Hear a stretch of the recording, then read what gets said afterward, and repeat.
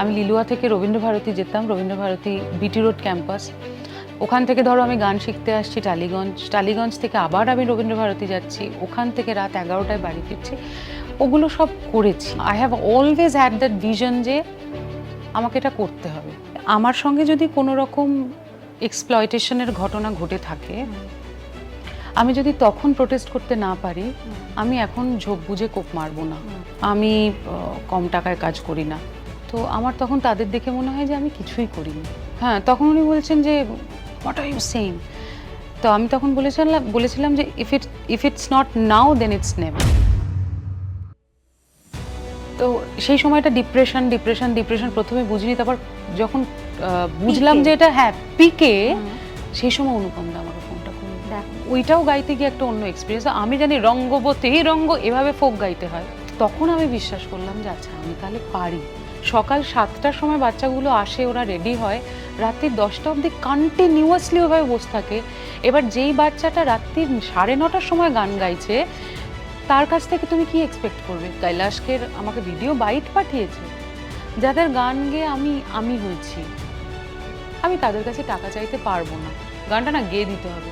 এই যেই বলে গেয়ে দিতে হবে বা কেউ এটা বলে শোটা না করে দিতে হবে, আমার ট্রোল কুইন। মানে আমাকে যদি কেউ টার্ন অন করতে পারে কোনো কিছু দিয়ে, দ্যাট ইজ অনেস্টি। ওর কাছে সাকসেসফুল হওয়া মানে হচ্ছে যে কোনো সময় সাটাকে সুরে লাগানো। আমার যদি ইচ্ছা করে আমি একটা 60 বছর লোককে বিয়ে করবো, তোর কি? আর প্লিজ ফর গডস সেক কাউকে জাজ করো না। বকবেন, ঝগড়া করবেন, কিন্তু প্লিজ পাশ ছেড়ে যাবেন না। একটা গান লেখো আমার জন্য। Welcome to the latest episode of my podcast, Straight Up with Shree. Today's episode, like most of my episodes, is about Nari Shakti. It's about a woman who comes from a small town called Lilua in West Bengal and who's literally transformed the way we perceive a singer in Bengal. I'm a fan. Sheta hoyto amar kotha shune it's very very apparent I'm speaking like a fangirl.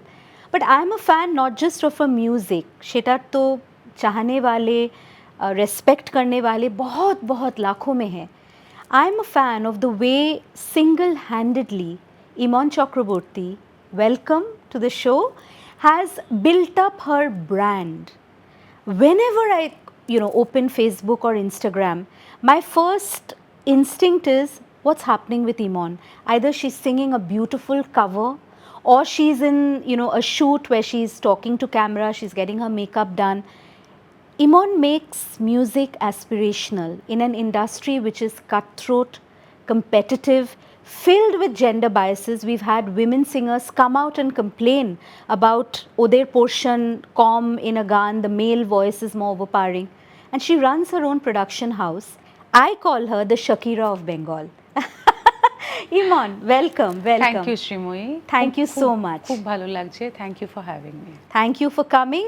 I'm sure so many, I think, young aspiring musicians, whether they are, girls or boys, will be watching this show to look at your life as an inspiration. That was one of the reasons for me to have this honor of having you on the show. Shei Liluar me, amra shei struggle gulo jani, and you've often spoken about that struggle. She traine kore asha, CV দেয়া, নিজের গান শোনানো, গানটা হয়তো recording করে আনা, কাউকে শোনানো। আমরা সাকসেসটা দেখি ইমন, কিন্তু পেছনে যে পাপড় বেলনা, যেটা পাতি হিন্দি ভাষায় বলে, সেটা আমরা অনেক সময় শুনতে চাই না, because it's too hard and people don't like to talk about it. But another thing which I really respect about Iman, apart from the fact that she's a brilliant singer, as I said, it's a known fact, is her honesty. I love it. Thank you. So আমাদের বলো, tell us a little about this journey. মানে তুমি যাকে ভালোবাসো, we love Iman, আমরা এখন যাকে ভালোবাসি, সেই জার্নিটা একটু বলো। দেখো শ্রীময়ী, প্রথমত প্রত্যেকের জার্নি যার যার মতো করে কঠিন হয়। তোমারটা তোমার মতো কঠিন, আমারটা আমার মতো কঠিন। এবং once you are into the business, তখন জার্নিটা অন্য রকমের কঠিন হয়ে যায়। মানে এটা হচ্ছে যে পাহাড়টাকে দেখতে সামনে থেকে মনে হয় যে একদম কাছে, প্রথমে পাহাড়ের কাছ অবধি যাওয়া, তারপরে পাহাড়ে ওঠা।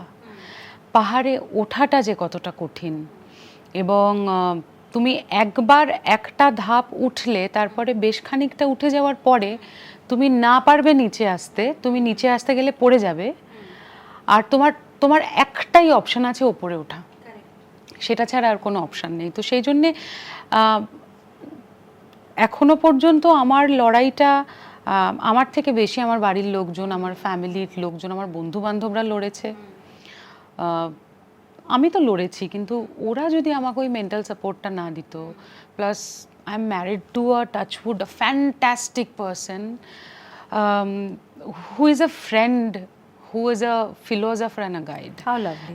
তো ওর ওই সাপোর্টটা না পেলেও খুব জীবনসঙ্গী ঠিক বাছাটাও একটা ভগবানের আশীর্বাদ বলে আমি মনে করি। তো সেই ক্ষেত্রে এখনো অবধি ওর মতো যে বন্ধু আমার জীবনে এসছে সেটা খুবই আনন্দের। কিন্তু আমার মতো যারা একটু সাবার্বে বা একটুখানি মফস্বল থেকে যারা এসেছে, তাদের একটা না সত্যি সত্যি একটা হ্যাঁ খিদে তো আছেই, কিন্তু তাদের জার্নিটা একটু কঠিন, এটার মধ্যে কোনো ভুল নেই। মানে একটা শহরের মানুষ তার কাজ করতে যতটা না সুবিধে হয় আর কি, আমি যাতায়াতের ক্ষেত্রে বলছি, আমাদের ক্ষেত্রে সেটা একটু সত্যি অসুবিধের। মানে আমি লিলুয়া থেকে রবীন্দ্রভারতী যেতাম, রবীন্দ্রভারতী বিটি রোড ক্যাম্পাস, ওখান থেকে ধরো আমি গান শিখতে আসছি টালিগঞ্জ থেকে আবার আমি রবীন্দ্রভারতী যাচ্ছি, ওখান থেকে রাত 11টায় বাড়ি ফিরছি, ওগুলো সব করেছি আর কি। আর আমি কখনো নিজের কাজের জন্য ঠিক জায়গায় অ্যাপ্রোচ করতে ভয় পাইনি, লজ্জা পাইনি। মানে ও পাপড় তো বেলনা হি পড়তা হ্যায়, সেটাই সবাইকেই করতে হয়। মানে লোকের বাড়ির বাইরে দাঁড়িয়ে থাকা করেছো এটা? হ্যাঁ হ্যাঁ। কার বাড়ির বাইরে দাঁড়িয়েছো? আমি সেই নামটা বলতে চাই না। দেখা করার জন্য দাঁড়িয়ে থাকা। Music director? হ্যাঁ মানে ওকে রাইট। হ্যাঁ মানে হি ইজ ইনটু মিউজিক। ওকে। বা ফোনের পর ফোন করা, একবার দেখা করতে চাই, একবার দেখা করতে চাই, একটা চান্স, মানে ওই এন্ট্রিটা যেটা বলে, হ্যাঁ মানে ওইটা তো করতে হবে। মানে আমি তো একেবারে শুরু থেকেই আর কি বলবো, মানে এমন জায়গা যতটুকুই পৌঁছেছি সেখানেও যে পৌঁছবো সেটা ভাবতে পারিনি। I just wanted to start my journey. তো আর আমার না, I have always had that vision যে আমাকে এটা করতে হবে।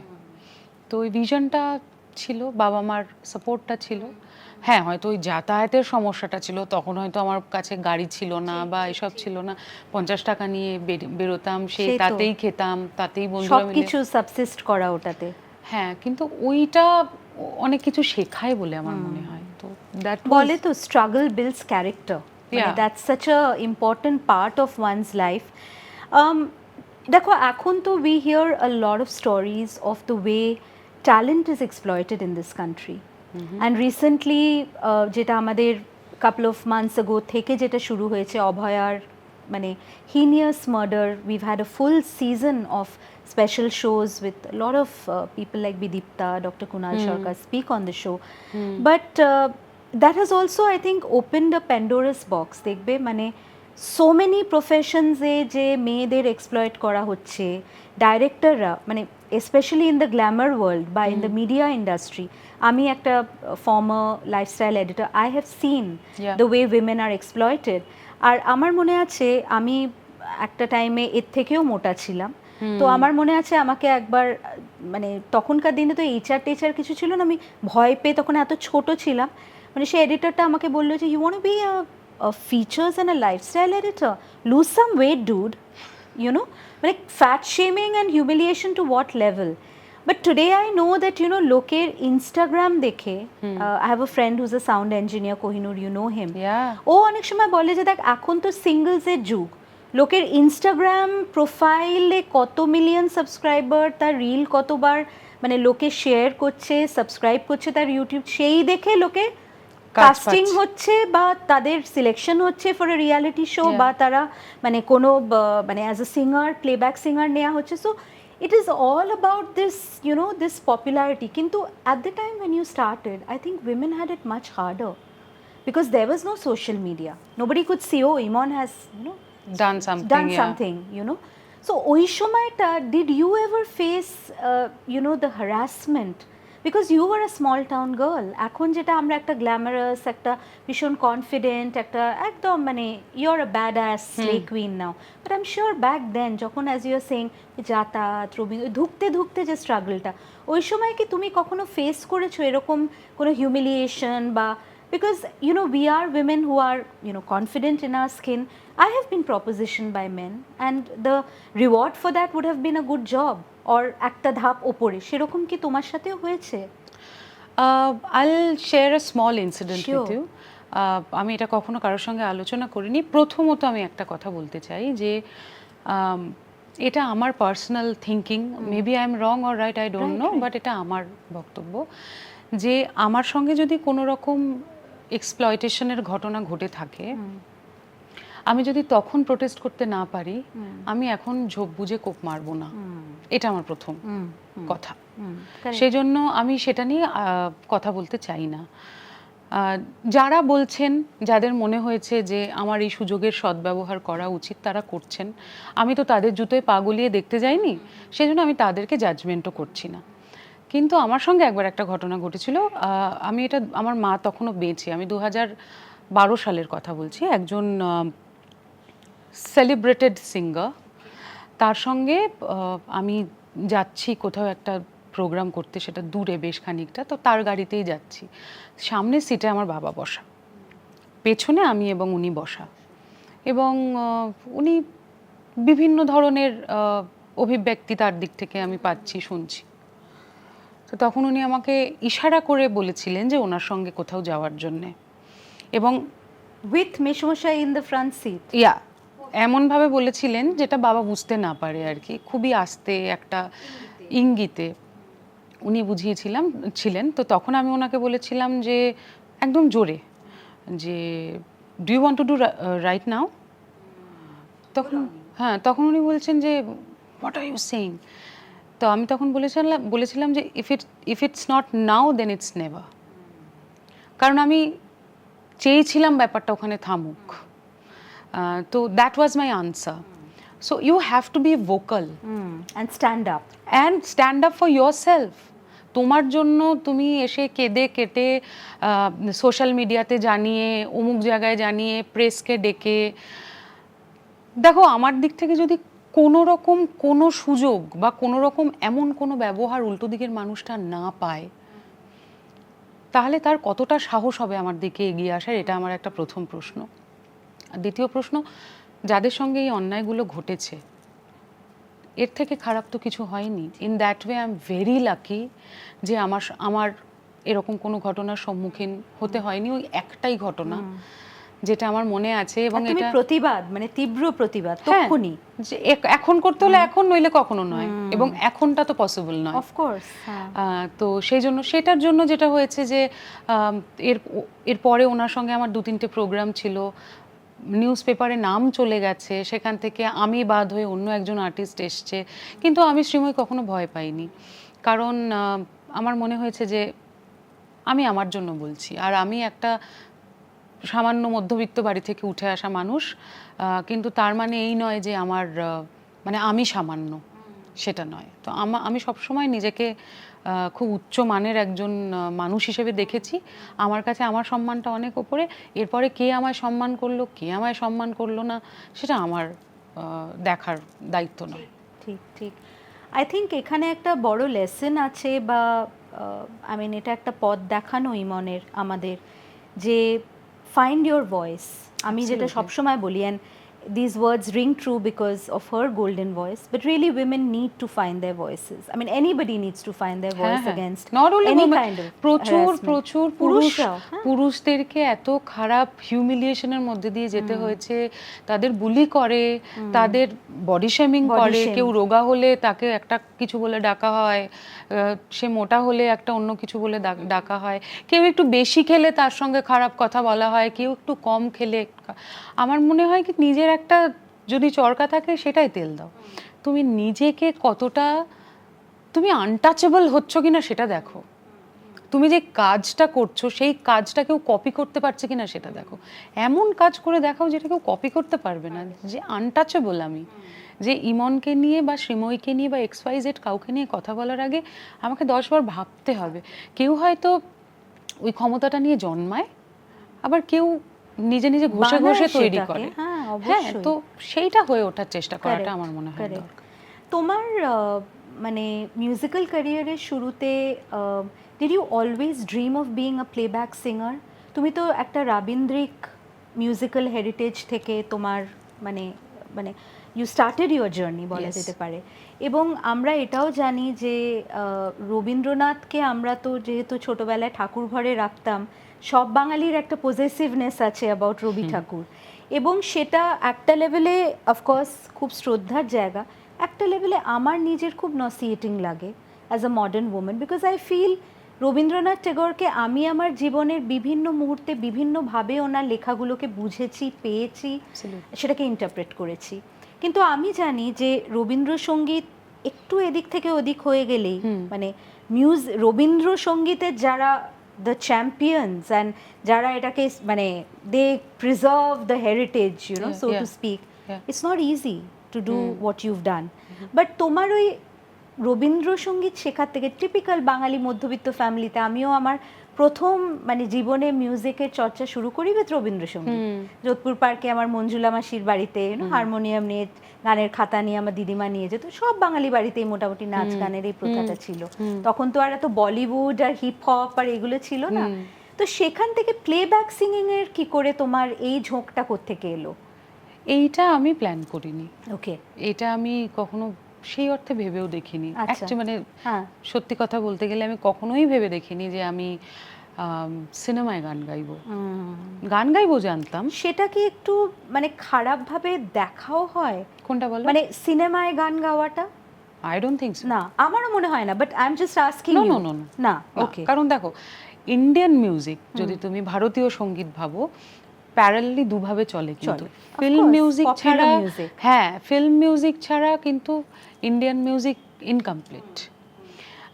দুটো প্যারালালি চলে। একটা হচ্ছে বেসিক কাজ, সেখানে রবীন্দ্রনাথের গান থাকতে পারে, আধুনিক গান থাকতে পারে, ফোক থাকতে পারে, অরিজিনালস থাকতে পারে, আরেকটা হচ্ছে ফিল্ম মিউজিক। তো নো ডাউটেডলি ফিল্ম মিউজিকের একটা পপুলারিটি আছে অবশ্যই। হ্যাঁ, তো সেইখানে সেই ক্ষেত্রে যারা যারা সাকসেসফুল হয়েছেন তারা পরবর্তীকালে বেসিক কাজ বা যেটা সেকেন্ড প্যারালাল ইয়ের কথা বলছিলাম সেটা করেছেন। তুমি লতাজির কথা যদি ধরো, ফিল্ম মিউজিকে সাকসেস পেলেন, তারপরে এসে কিন্তু দুটোই ওনার একসঙ্গে চলেছে প্যারালালি।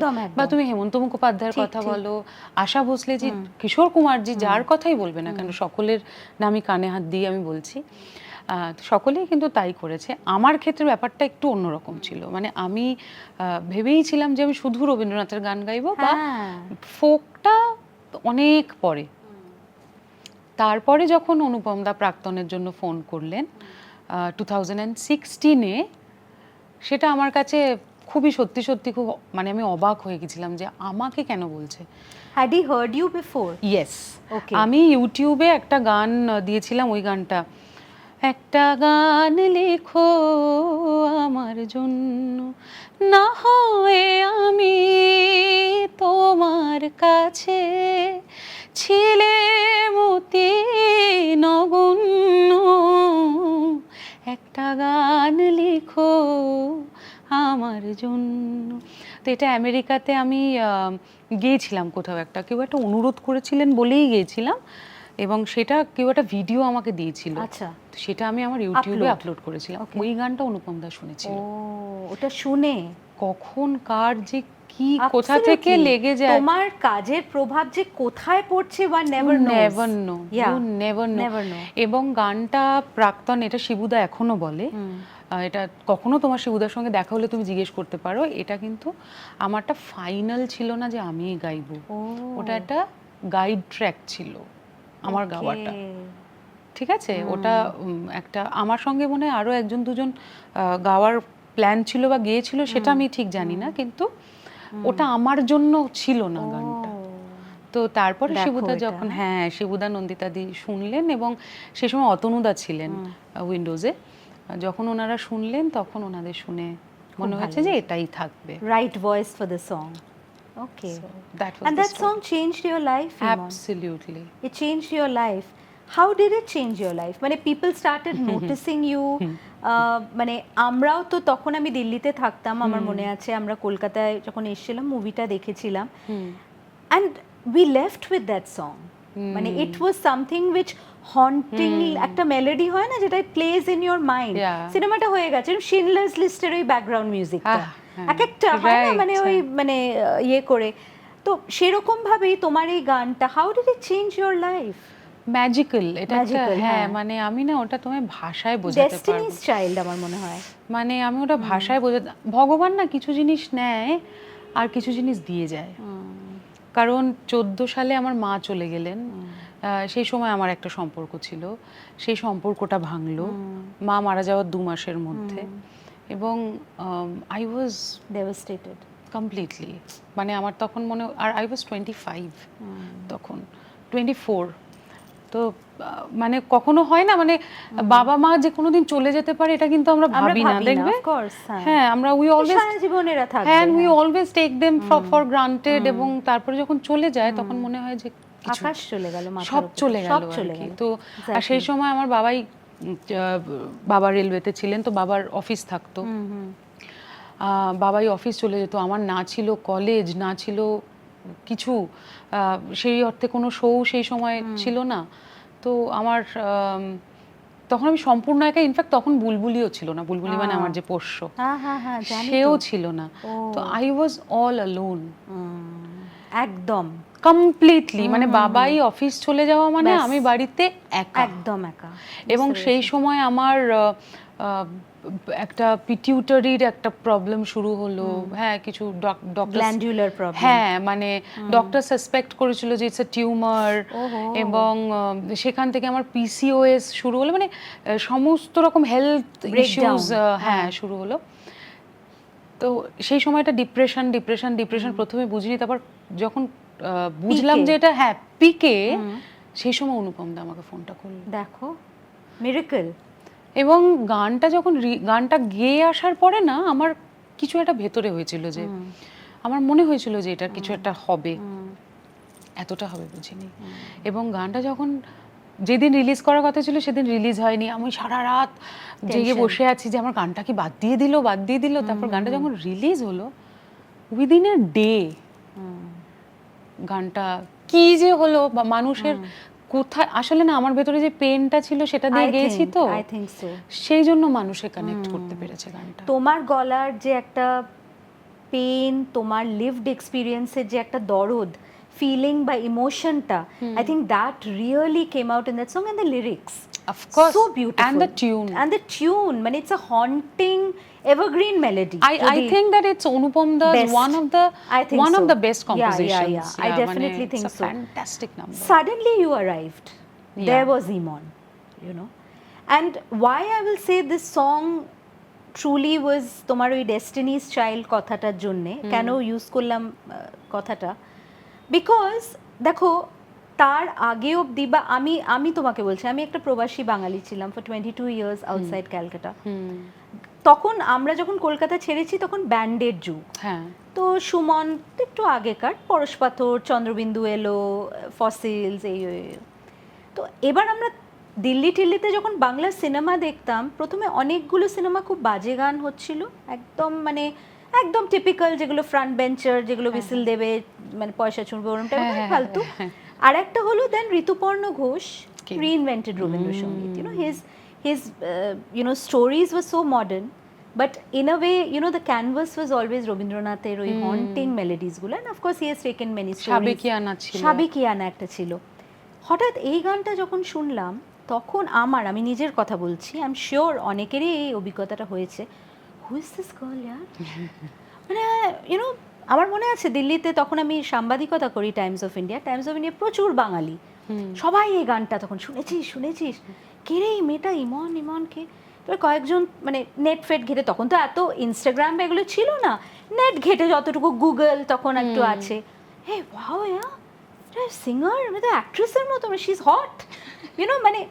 এবং আমার মনে হয় this is a very important point, Iman, because for a very long time people who wrote books, people who sang songs, people who say, you know, were camera people, DOPs, or even you know, light technicians, nobody knew who they were. Even sound engineers, nobody knew, because these are, you don't see them in the front na? right. তাও আমি বলবো একটা author সিঙ্গারে তাও একটা technicians তো অলওয়েজই অনেক পেছনে ছিল, বাট তোমাকে suddenly I think along with this song people discovered, or you may have discovered in yourself, যে তুমি খালি তুমি একটা গান প্লেব্যাক সিঙ্গার খালি তুমি নয়, তোমার মধ্যে একটা প্রবলতা আছে to become a brand.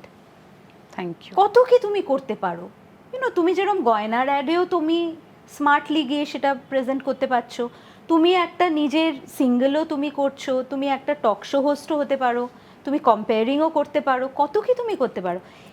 Tell us how your life changed even monetarily. I am sure মানে তুমি তখন এ লিস্ট প্লেব্যাক সিঙ্গার একটা গানে তুমি হয়ে গেছো। How did it change? No way. তাই দেখো, আমার একটু আগে থেকে কাজ করা শুরু করেছে সোমলতা। তখন যখন প্রাক্তন রিলিজ করলো তখন she was already a name, মানে সেই অর্থে। লগ্নর বসন্ত এসে গেছে, সেটাও একটা প্লেব্যাক ছিল।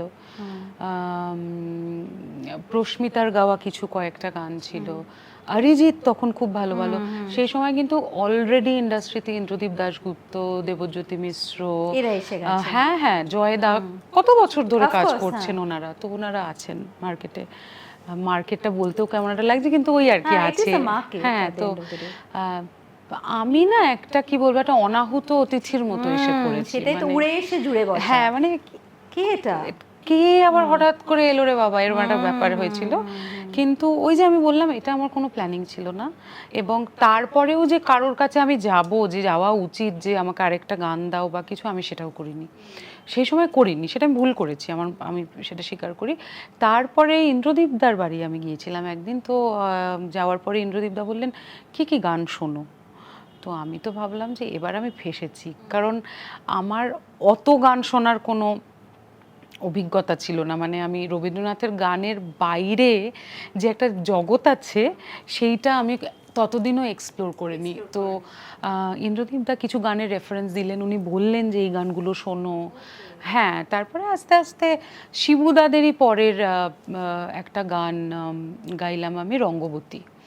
তো রঙ্গবতী তুমি ইউটিউবে সার্চ করে দেখতে পারো, ওটা 300 মিলিয়ন ভিউজ ক্রস করেছে আর কি, বুঝতে পারছো, মানে ইফ নট মোর। তো ওইটাও গাইতে গিয়ে একটা অন্য এক্সপিরিয়েন্স। আমি জানি রঙ্গবতী রঙ্গ এভাবে ফোক গাইতে হয়, আমি এটাই জানি। তো আমি যাওয়ার পরে সুরজিৎ দা, উনি একবার তার সপ্তকে গান করে, নিজেও যেমন এরকম 6 ফিট, আর গানও করে উঁচু স্কেলে। তো আমি বললাম যে আমি এটা কি করে গাইবো, মানে আমি এটাতে সাটা অবধি বলতে পারবো না। উনি, তুমিই পারবে, করো করো, তুমি যদি রঙ্গবতী শোনো, তুমি আমার গলাটা বুঝতেই পারবে না যে ওটা গলা। তো আমি তখন বুঝলাম, আচ্ছা আমি এটাও পারি, মানে একটা থ্রেশহোল্ড ক্রস করলাম, right? Oh wow, I can do that. তারপরে আরো বিভিন্ন ধরনের গান, উড়নচণ্ডী বলে একটা খুব সুন্দর গান দেবুদার গেয়েছিলাম, তারপর টাপাটিনি হলো, তারপর আমি আবার ক্লান্ত পথচারী, যেটা অর্ধাঙ্গিনীর গানটা, এরকম আরো অনেকগুলো সিনেমার গান আসতে শুরু করলো। এবং লোকে তখন এটা বুঝলো যে এই মেয়েটা সব ধরনের গান গাইতে পারে। তো এই যে লোকে যখন এটা বিশ্বাস করলো, তখন আমি বিশ্বাস করলাম যে আচ্ছা আমি তাহলে পারি। যখন আমি বিশ্বাস করলাম, তখন আমার ট্রেনিংটা পাল্টালো, আমি আমার প্র্যাকটিসটা চেঞ্জ করলাম, আমি আমার প্র্যাকটিসের ধরন চেঞ্জ করলাম। এখন আমি চেষ্টা করলে হয়তো পারবো সব ধরনের গান গাইতে, সেটাই আমার বিশ্বাস। তবে আমার একটা জিনিস মনে হয়, জানো তো, আমি না ওই সাকসেসটা নিয়ে ভাবতে চাই না। কোনটাকে সাকসেস বলে আমি জানি না। আমি একটা রিয়েলিটি শো করছি, তোমরা হয়তো জানো, সারেগামাপা। সেখানে আমার সঙ্গে জাজেস যারা আছেন, তাদেরকে দেখলে আমি এত ইন্সপায়ার্ড হই প্রত্যেক মুহূর্তে। তো আমার তখন তাদের দেখে মনে হয় যে আমি কিছুই করিনি। তো সেজন্য নজরটা যদি একটু উপরের দিকে থাকে, তাহলে শেখাটাও বাড়ে, আর জানার ইচ্ছেটাও বাড়ে, আর তোমার লংজিভিটিটাও বাড়ে, সেটা আমার মনে হয়। রিয়ালিটি শোর প্রসঙ্গ তুললে, রিয়ালিটি শো একটা সময় ছিল যখন ইট gave birth two real talented stars, মানে ইট ব্রট পিপল লাইক শ্রেয়া বা সোনু নিগম, কিন্তু এখন তুমি যদি দেখো ইমন, রিয়ালিটি শোজ নিয়ে প্রচুর মানে আমি জানি না এগুলো কতটা স্পেকুলেটিভ, কতটা সত্যি। অনেকে আবার তারা নিজেরাই ইন্টারভিউ দিয়ে বলেছেন যে রিয়ালিটি শোতে তো everything is actually got up. ওই ইনস্টাগ্রাম দেখে সিলেকশন হচ্ছে, বা কার কি কন্ট্যাক্টস আছে সেইভাবে ঢুকলো। মানে ইভেন যারা জিতছে তারা কি রিয়েলি ট্যালেন্টের জোরে জিতছে? এবং তারপরে যে এই প্রমিসেসগুলো তাদের করা হচ্ছে যে তোমাকে আমি অনেক, যে ধরে নাও কোনো মিউজিক ডাইরেক্টর, এই তোমাকে আবার নেক্সট ফিল্মে আমি গান গাওয়াবো, এটা খুব কমন প্রতিশ্রুতি দেখবে যেটা দেয়া হয়, বাট অ্যাকচুয়ালি সেগুলো পরে আর দেয়া হয় না। People have spoken about this, যে আমরা তারপরে তাকে ফোন করছি, ফোনই কেটে দিচ্ছে, এরকমও হয়েছে। সেই গল্পগুলো তো আমরা জানি না অনেক সময়। তুমি এখন নিজের স্ট্রাগলটা অতিক্রম করে একটা জায়গায় এসে today you are an inspiration for the youth, even for the people who are singing a reality show te. What do you feel about reality shows? Because tumi to oi pod diye ashoni to the industry, like many people have come that way. What do you feel now, because you're in it? দেখো, প্রথমত এইটার সঙ্গে না একটা show কথা জড়িয়ে রয়েছে, কিন্তু এটা কম্পিটিশন তো বটেই, কিন্তু তার সঙ্গে সঙ্গে সময়টাও তো পাল্টেছে। যেই সময় শ্রেয়া বা সোনুজির কথা আমি জানি না, যে উনি রিয়েলিটি শো থেকে মনে হয় না এসেছেন, বা সুনিধি বা অরিজিৎ, ওরা যেই সময়টায় উঠে এসছেন, শ্রেয়া তো বহু আগে থেকে রিয়েলিটি শো এর গান গেয়েছেন, এবং সঞ্জয় লীলা বানসালি ওনাকে ওখান থেকেই হি পিকড হার আপ। তো সেটার সময়টা অন্য ছিল শ্রীময়ী, এখন সময়টা পাল্টে গেছে। আগে লতাজি বলো বা সন্ধ্যা মুখোপাধ্যায় বলো, ওনাদের মধ্যে যে সাদগিটা ছিল, আমি ভাবতেই পারবো না যে ওইভাবে স্টেজে উঠি। এটা কি একটা প্রেশার? লোকে অফকোর্স লোকে দেখতেই আসবে না, তো একটা শিল্পীর ওপর জোর খাটিয়ে লাভটা কি হচ্ছে? তুমি যে বলছো যে দেখো লতাজি দুটো বেনুনি বেঁধে কি সুন্দর শোতে চলে, আমি যদি দুটো বেনুনি বেঁধে শো করতে যাই, কেউ দেখতে আসবে? তুমি আমাকে বলো। সময়টা ইমেজ আছে, সময়টা তো পাল্টাচ্ছে। তো সেই জায়গা থেকে শোয়ের প্যাটার্নটা পাল্টেছে। এটা কিন্তু শুধু তুমি যদি কম্পিটিশন হিসেবে দেখো, তাহলে তো একটা ক্লোজ ডোর জায়গায় কম্পিটিশন করে ওদের সিলেক্ট করে ফার্স্ট সেকেন্ড থার্ড করে ছেড়ে দেওয়া যায়। এটা তো অডিয়েন্সের এন্টারটেনমেন্টের জন্যও খানিকটা হচ্ছে। তো সেই জন্য তাদের প্রিপারেশন, তাদের টায়ার, তাদের চলা বলা কথাবার্তা, ওদের চাপটা অনেক বেশি যারা গাইছে। এবং কি হেকটিক স্কেডিউল হয় তুমি ভাবতে পারবে না। পরপর যদি 7-8টা দিন শ্যুট হয়, সকাল 7টার সময় বাচ্চাগুলো আসে, ওরা রেডি হয়, রাত্রি 10টা অবধি কন্টিনিউয়াসলি ওভাবে বসে থাকে। এবার যেই বাচ্চাটা রাত্রি 9:30টার সময় গান গাইছে, তার কাছ থেকে তুমি কি এক্সপেক্ট করবে? তুমি এক্সপেক্ট করবে যে ওর 100%টা দেবে। ওর কত কষ্ট হচ্ছে বলো তো। সেই তো আমরা না শুধু ওপরের চাকচিক্যটা দেখি। আসল কম্পিটিশনটা শুরু হয় যখন ওরা কম্পিটিশনটা ওভার করে যায়। কেউ টপ 15-এ ওভার করলো, কেউ ফার্স্ট হয়ে ওভার করলো। এখন তারপরে খেলাটা তোমাকে খেলতে হবে যে তুমি কিভাবে নিজেকে দেখছো। তুমি কি পয়সা কামানোর জায়গায় নিজেকে দেখছো, যে আমি শোয়ের পর শো করে 2টো ফ্ল্যাট কিনলাম, 4টে গাড়ি কিনলাম, আই এম সর্টেড? তুমি কি এইটা দেখছো, নাকি তুমি অরিজিতের মতো জীবনযাপন করাটা দেখছো? নাকি এক্স্যাক্টলি, নাকি তুমি শ্রেয়াকে দেখছো, নাকি তুমি সুনিধিকে দেখছো? কোথায় পৌঁছে গেছে ওরা? রিয়েলিটি শো মেটেরিয়ালই তো। তাহলে যদি ওরা পারেন, ওরাও তো রক্ত মাংসের মানুষ গো, এরা কেন পারবে না? আমি এরকম বহু ছেলে মেয়ে চিনি যারা রিয়েলিটি শো থেকে পাস আউট করে যাওয়ার পরে প্রচুর কাজ করছে, প্রচুর। আবার আমি অনেককে চিনি যারা না একদম ওই শো বিজের মধ্যে ঢুকে গেছে, মানে শো খেপ করবো আর কি, শো করব। খেপ আমরাও করি, প্রত্যেকে করি, ওটা না করলে আমাদের চলবে না। কিন্তু তার সঙ্গে সঙ্গে আমি আর আদার্স কি কাজ করছি, আমার লেগাসিটা কোথায় আমি তৈরি করতে পারছি, সেই ভাবনাটা না খুব ইম্পর্ট্যান্ট। মানে তুমি কতটা আউট অফ দ্য বক্স গিয়ে ভাবতে পারছো, আর তুমি কত ডিউরেশনে কতদিন ধরে কাজ করতে চাইছো, কতদিন ধরে লোকে তোমায় মনে রাখবে, সেটা তোমাকেই ভাবতে হবে। আমি একটা ইন্টারভিউ দেখছিলাম, মানে the nightingale, the Saraswati of India, Lata Mangeshkar জি।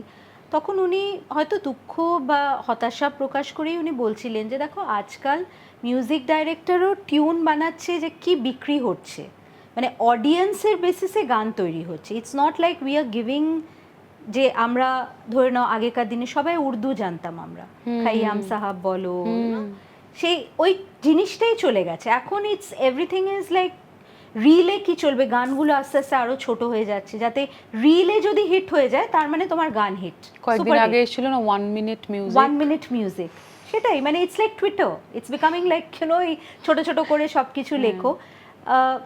তোমার কি মনে হয়, because like I said, see when I look at you there is a certain image that you come with, you're right, I mean I cannot imagine you দুটো বিনুনি করে, though to be fair Iman, I have also seen you অনেক সময় তুমি live যখন করো তুমি একদম বিনা মেকআপে, and it's all about the music, because আমি নিজে ভীষণ গান ভালোবাসি, I follow a lot of musicians, I know some of them personally, so it's just about the music, তখন কিন্তু তুমি, but a stage show or a appearance is very different.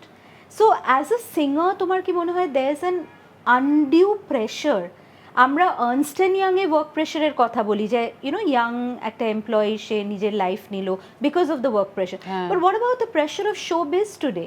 I mean you are no longer, মানে তোমার তো you are not separated from showbiz, you are a part of showbiz now. Absolutely. তুমি র্যাম্পে হাঁটছো, তুমি you are endorsing designers, মানে গয়না, মানে you are, আমি গান বাদ দিয়ে সব করছি বেসিক্যালি।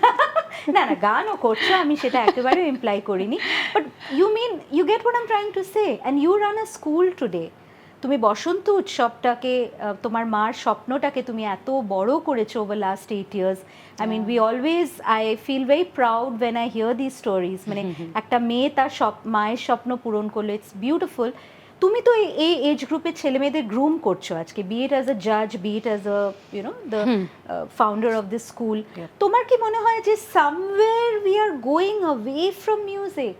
মানে এই যে সাজ, you have to look a certain way, রোগা হতে হবে, বিশাল ভালো নাচ করতে জানতে হবে, ভিডিওস, ইউটিউব ভিডিওসে লোকে লাখ লাখ টাকা খরচ করে দিচ্ছে। Every second person is now a camera person or a video editor or a reel maker, a social media manager, মানে একটা কিছুই সে হয়তো করেনি, তার পেছনে একটা অন্টোরাজ। সঞ্জয় লীলা, যেটা অনুরাগ কাশ্যপ বললো, যে এখন অ্যাক্ট্রেসদের সাথে খালি তার মেকআপ পুরো অন্টোরাজ আসছে, এটা তো সিঙ্গারদের সাথেও হচ্ছে। এটা সম্বন্ধে তোমার কি মনে হয়? What you feel about this? আমি মাঝে মাঝে প্রেশারটা নিয়ে ফেলি, এটার মধ্যে কোনো অস্বীকার করার জায়গা নেই, কিন্তু দেখো নিজেকে সুন্দর করে দেখানোর মধ্যে কোনো ভুল নেই। আমার বাড়িতে কোনো কাজ না থাকলেও আমি মাঝে মাঝে সেজে গুজে বসে থাকি আর কি, পাগলের মধ্যে, সেটার মধ্যে কোনো ভুল নেই। কিন্তু আমি কিন্তু শোতে, তুমি আমার বিভিন্ন শোয়ের ছবি দেখবে, আমি জাস্ট একটা জিন্স আর একটা টি শার্ট পরে উঠে পড়েছি দিনের পর দিন, আমার ইচ্ছে করছে না মেকআপ করতে। কিন্তু এই সময়টা না খুব ডিফিকাল্ট একটা সময় that we are going through. প্রথমত আমি সমস্ত শিল্পীদের বিহাফে একটা কথা বলতে চাই, আজকে অভয়ার যে ঘটনাটা ঘটলো তার থেকে খারাপ কোনো ঘটনা আমরা কল্পনাও করতে পারি না ওই মেয়েটার সঙ্গে এবং ওর ফ্যামিলির সঙ্গে কি হলো। সেটা একটা ঘটনা। লকডাউন, যাই হবে না কেন আর্টিস্টদের ওপর কোপ পড়বে কেন? আমরা এই যে রাস্তাটা বানানো হয়েছে, এখানে একটা ব্যাংকে চাকরি করে যেই লোকটার ট্যাক্সের টাকা আছে, আমার টাকাও আছে, কিন্তু অথচ সেই ব্যাংকের চাকরি করার লোকটা সে কিন্তু সারাদিন তার অফিস করে সমস্ত কিছু করে রাত্রির বেলা মিছিলে হাঁটছে, আমিও মিছিলে হাঁটছি, অথচ আমার শোটা বন্ধ। এখন যারা নতুন ছেলে মেয়ে তোরা আসতে চাস এই ইন্ডাস্ট্রিতে, আমি একটা কথা বলছি, 10 বার ভাবতে হবে যে আমি আসবো কি না।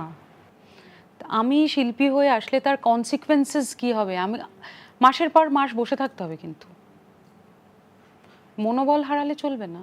কারণ শিল্পী মানে তুমি স্টেজে উঠে এন্টারটেন করবে লোককে, লোকের এন্টারটেনমেন্ট হচ্ছে, কিন্তু তোমার পেট চলছে কিন্তু তো গানটা গেয়ে বা অভিনয়টা করে বা মেকআপ করে বা what ever, anything related to entertainment industry.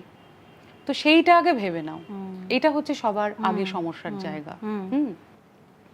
এরকম অনেক হয়েছে, আমেরিকায় শো ক্যান্সেল হয়েছে ভাবতে পারছো, কলকাতা বাদ দিলাম, তো এতগুলো শিল্পী চলবে কি করে?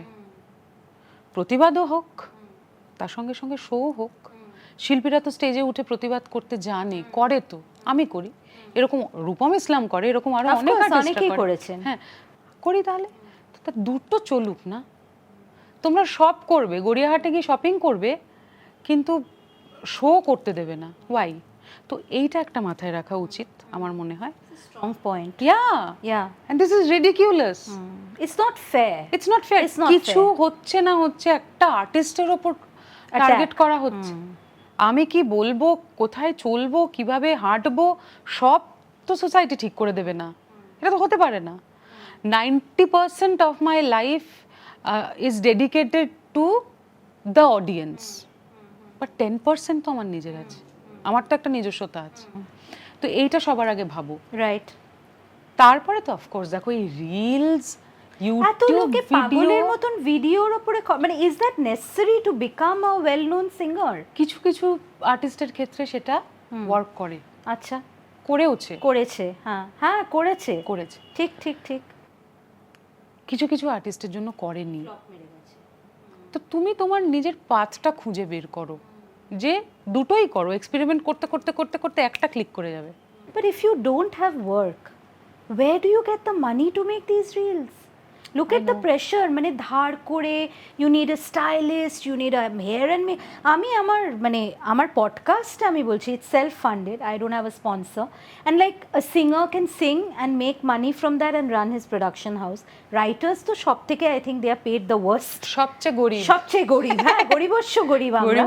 তো এবার ব্যাপারটা হলো যে I understand the struggle, তো এবার I have to look a certain way on my podcast, I have to pay my team. They are also as much part of the success of this show as me. মানে ওরা back এন্ডে ওই এফর্টটা দিচ্ছে, আমার support করছে, আমার ভিশনটাকে সামনে আনছে, but it is a lot of pressure. So এই প্রেশারটাতে মানে গানটা কোথায় চলে যাচ্ছে লোকের?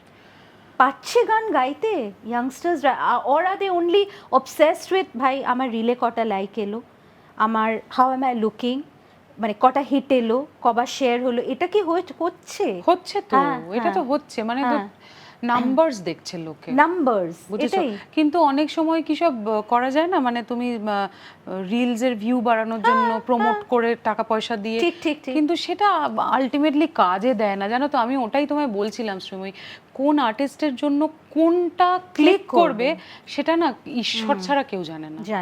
তো সেই জন্য একটু সময়টা ডিফিকাল্ট, তো সেই জন্য আবার অনেকের ভালো হয়েছে। আমার প্রচুর রিলস রহমান স্যার শেয়ার করেছেন, আমি দেখেছি এটা, মানে হিরে মতি ম্যানা চাহু, ওই গানটা সাইয়া কৈলাশ খের আমাকে ভিডিও বাইট পাঠিয়েছে, আয়ুষ্মান খুরানা গান শেয়ার করেছে, শঙ্কর এহসানলয় গান শেয়ার করেছেন, ফোন করেছেন, কথা হয়েছে। তো ভালো দিকও আছে, কিন্তু যেটা তুমি বলছিলে, মানে আমার কাছে বেসিক্যালি এই প্রশ্নটার কোনো উত্তর নেই। আমার ক্ষেত্রে আমি বলতে পারি, আমি সবাই যেই জোয়ারে গা ভাসায় আমি সেটা পারি না, করতে পারি না, কোনো দিন করিনি। আমার বহু বন্ধু বান্ধব ওই কোলাবোরেটিভ কাজ করেছে শুরুর দিকে, এই আমার সঙ্গে, উষাদির সঙ্গে, অমুক তুসুক, সবার সঙ্গে কোলাবোরেটিভ কাজ করে করে করে করে হিট হয়েছে, অনেকে হয়েছে। আমার কোনোদিন মনে হয়নি আমি কারোর কাছে যাব। আমি কেন যাব? I am enough. এটা আমার মনে হয়েছে, ওটা তাদের মনে হয়েছে আত্মবিশ্বাস, হ্যাঁ, ওটা তাদের মনে হয়েছে, যে যার মতো করে গেম খেলছে, যেটা যার জন্য খেলেছে। কিন্তু আমার মনে হয় যে যেটা আদি প্রসেস, যে তোমার রেয়াজ, তোমার সাধনা, সেটা করে গেলে না, আমি ভীষণ ভগবানে বিশ্বাস করি, আমি ভীষণ কর্মায় বিশ্বাস করি। আমার মনে হয় যে তোমার কর্মটা যদি ভালো হয়, তোমার ফল ভালো হবেই। আজকে হচ্ছে না, 10 বছর পরে হবে, কিন্তু হবে। You'll get back the reward of your absolutely, that's the universal truth I'm telling you. আমি বুঝতে পারি না, অনেক আর্টিস্ট বলে we are atheist, আমি না, I can never relate the two. How can an artist, especially singer, because I've learnt music from Srimati Girja Devi ji, তো আমি 4 বছর বয়স থেকে গান শিখেছি আপ্পাজির কাছে। আমার মনে আছে আপ্পাজি যেভাবে পুজোটা করতেন, ঠিক সেইভাবে মিউজিকটা করতেন। তাই তো, ইটস এ সাধনা। আর আমার মনে হয় it's a direct hotline with god, মানে ফর মিউজিশিয়ানস আমার তো এটাই মনে হয় যে it's a direct hotline with god. So ভগবানে বিশ্বাসটা থাকা খুবই, আই থিঙ্ক সবারই এই সময়টা স্পেশালি, যারা বলেন ভগবানে বিশ্বাস করে না, ডিপ ডাউন ওরাই সবচেয়ে বেশি করে। আমার বর যেমন, ওকে ভীষণ। ওকে মানে ও কথায় কথায় বলবে যে ধরো ওকে আমি এটা কোনো প্রসাদ দিতে এলাম, হ্যাঁ ঠাকুরের, এত অসভ্য, ওর যদি সেই প্রসাদটা পছন্দের না হয় আমি খাবো না, এরকম একটা বলে দিল। অথচ ও যেভাবে জীবনটাকে দেখে বা যেভাবে ও জীবনটাকে ভাবে, একদম ঈশ্বরের আশীর্বাদ ছাড়া ওটা ভাবা বা ওইভাবে জীবনযাপন করা সম্ভব না। আমি সেই জন্য বলি যে তুমি দাঁড়াও না, তোমার সময় থাকতে থাকতে ঠিক হরির নাম তো তোমাকে নিতেই হবে। Tell us about your Bollywood plans. না শ্রীময়ী, ওরকম যে একেবারে বম্বেতে গিয়ে থেকে আমাকে কিছু করতে হবে ওটা এখনো পর্যন্ত আমি ভেবে উঠিনি। কিন্তু খেলা তো এখনো শেষ হয়নি, খেলা তো চলছে, খেলা চলবেও, যতদিন বেঁচে থাকবো আমি খেলা চলবে। কিন্তু তোমাকে ওই যে বলেছিলাম না যে আমার প্লেব্যাকের ক্ষেত্রে কোনো প্ল্যানিং ছিল না, হয়ে গেছে। আমার কেন জানি না মনে হয় এটাও হবে। কিন্তু যা হয় যে কলকাতার বা বাংলার এখানে কাজের ব্যস্ততাটা এতটাই বেশি যে এইটাকে এই মুহূর্তে ছেড়ে রেখে আমার ওখানে গিয়ে থেকে কাজ করা সম্ভব নয়, একেবারেই সম্ভব নয়। কিন্তু কিছু প্ল্যানিং আছে এবং কিছু কাজ হয়েও আছে। বাহ। সেগুলো যদি মুক্তি পায় এবং যদি আমার গাওয়াটা থাকে সেটা কি হয় যে গান ড্রপ হয়ে যায়? 26-27 জন করে এক একটা গান গায়। কি বলছো তুমি? এই জিনিসটা আমি প্রথমে শুনলাম বিজেতা পণ্ডিতের একটা ইন্টারভিউতে। You must watch that interview. You have Lehren রেট্রোতে ওই একজন মহিলা, she is a very Bharti Dubey, she is a very well known journalist. ভারতীকে আমি খুব ভালো করে চিনি, deeply respect her. She says that বিজেতা পণ্ডিত বলে যে ওর যেহেতু যতীন ললিত ওর ভাই ছিল, বলছে ওরা আমাকে that was the first time I actually heard in my life that there is something called ট্র্যাকে একজন বসাবে গানটা, তারপরে সিঙ্গার গাইবে। এটা কি? What is this? Please tell our viewers about this. না ওটা হচ্ছে স্ক্র্যাচ ভয়েস। মানে এটা কেন হয়? ধরো একটা কোনো গান, যেমন তুমি যাকে ভালোবাসো, তোমাকে শুরুতেই বললাম যে it was not meant for me, right? So আমি স্ক্র্যাচটা গেয়েছিলাম যে এবারে ওটা কার কাছে পাঠাবে। সাপোজ ধরো তোমার কাছে, তো তোমাকে ডিরেক্টলি গানটা পাঠানোর আগে গানটা কেমন হবে, গানটার ফিলটা কি হবে, সেইটা একজন সিঙ্গার গায়। ওকে, এটা আমরাও করি। আমি আমার বহু স্টুডেন্টদের দিয়ে স্ক্র্যাচ গাওয়াই। ওকে, তো ওটা তোমার কাছে পাঠানোর পরে তুমি শুনলে, you get the vibe, then you go to the studio and sing. তো তোমার সাথে হচ্ছে you've been ever dropped, মানে স্ক্র্যাচ স্টেজ থেকে? So many times. Really? Yeah. Even now? Yes. Okay. মানে মিউজিক ডিরেক্টররা যেটা করেন যে 2-3 জনকে দিয়ে গাইয়ে দেখেন যে, and it makes sense, it's fair আমার মনে হয়। ওকে, তা বলে 26-27 জনকে দিয়ে গানটা গাইয়ে 26-27 বম্বেতে তাই হয়। মাই গড, মানে এত লোক আছে বম্বেতে, এত হাঙ্গার, এত স্ট্রাগলার্স, এত অ্যাসপিরেন্টস। তো ওই 26-27 জন গাওয়ার পরে কাটটা থাকবে, ওটা প্রোডিউসার, ডিরেক্টর এবং মিউজিক ডিরেক্টর একসঙ্গে বসে ঠিক করবে। এই হচ্ছে ব্যাপার। এরকম 2-3টে গান গাওয়া আছে, নাম এক্ষুনি বলতে পারবো না। ঠিক, যদি থাকার হয় থাকবে, কপালে থাকে হবে, না হলে অন্য সময় হবে, তবে হবে তো। Right. Also one hears about the politics, many singers have come out forward, Neha Teha, they're very vocal and they have spoken about the gender politics. মানে সব প্রফেশনেই তো আমরা একটু পিছিয়ে আছি, especially if you are a woman, আর যদি তুমি outspoken হও তাহলে তো আর কথাই নেই। হ্যাঁ absolutely, মানে তুমি একটা থ্রেট তখন। হ্যাঁ, even to women, exactly, you are a big threat. মানে এ তো পুরো, মানে একে রাখাই এখানে একটা ডেঞ্জার ব্যাপার। তো I know that there is, singers এর মধ্যে, I mean we've heard about the legendary sibling rivalry between Lata ji and Asha ji, মানে এটা নিয়ে মুভিও হয়েছে, তুমি যখন এলে, as you said, কোথা থেকে বাবা উড়ে এসে জুড়ে বসলো? Did you face those kind of roadblocks, যে মানে যেনারা senior singers, they are not okay with this girl who looks better than us, who's smarter, hipper? I mean, that is a thing. It is an industry where women are objectified and you are seen on the basis of, আমাকে আমার মনে আছে একজন খুব বড় পরিচালক একবার বলেছিলেন যে দেখো শ্রীময়ী, যে দিখতা হ্যায় वो बिकता है। এটা তোমাকে আমি অন্যভাবে খুব মানে আইডিয়ালাইজ করে একটা আতলামো করে বলতে পারি, দিস ইজ দ্য ফ্যাক্ট। এটা আমাকে বেচতে হবে প্রোডাক্টটা, so I needed to be you know shiny, glitzy and all of that. So ঝরঝরে ওরকম ধরধরে হলে হবে না। তো তুমি কি এগুলো ফেস করেছো ইমন? মানে যে একটা মানে তোমাকে উঠতে দেওয়ার চেষ্টা হচ্ছে না, ফেভারিটিজম যেটা মিউজিক ডাইরেক্টরদের ক্ষেত্রে খুব হয়, সেটা কি তুমি ফেস করবে? ইউ আর অ্যান আউটসাইডার, তোমার তো কোনো মানে you didn't have parents in the industry, বা তোমার প্যারেন্টস কোনো বিরাট নাম করা কেউ সিঙ্গার ছিলেন না, তুমি ফার্স্ট জেনারেশন এন্টারপ্রেনিয়র আমি বলতে পারি। হ্যাঁ, মানে এরকম তো হয়েইছে যে আমি বুঝতে পারছি যে তাদের পছন্দ হচ্ছে না আমার উপস্থিতিটা, কিন্তু আমি একটু রেবেল টাইপের আছি। মানে সেটা তোমার পার্সোনালিটি দেখেই বোঝা যায়। হ্যাঁ, মানে আমার মুঝে চাইয়ে তো চাইয়ে, হ্যাঁ, তো আমি ওটার থেকে পিছু পা হব না। এবং তাতে আমাকে নিয়ে কে ভালো ভাবলো, কে খারাপ ভাবলো, কেউ কিছু না ভাবলো, I don't care. If I want this, I need it, I have to মানে মেক ইট হ্যাপেন। সো সেরকম হয়েছে, এরকম অনেক হয়েছে যে আমি গান গেয়েছি অথচ টাকার কথা বলতে পারিনি। অনেকের ক্ষেত্রে হয়েছে, কিন্তু সেই টাকাটা পরে আমার কাছে চলে এসছে, লজ্জায় বলতে পারিনি। ইভেন আমি এখনো বহু মিউজিক ডিরেক্টরকে আমি টাকা চাইতে পারি না। তাই? হ্যাঁ, মানে you sing for free? No no no, not for free, but যেটা তুমি চাইছো সেটা বলতে মানে পারো ধরো আমি অন্য কাউকে যদি গিয়ে বলি যে আমি 10 টাকা নেব, সেটা আমি তাদেরকে বলতে পারবো না। তার পেছনে একটা কারণ আছে। কাদেরকে বলতে পারবো না? যারা আমায় রেগুলারলি গান দেয়, যাদের গান গেয়ে রিলেশন আছে। হ্যাঁ, না যাদের গান শুধু রিলেশনের জন্য না, যাদের গান গেয়ে আমি হয়েছি, আমি তাদের কাছে টাকা চাইতে পারবো না।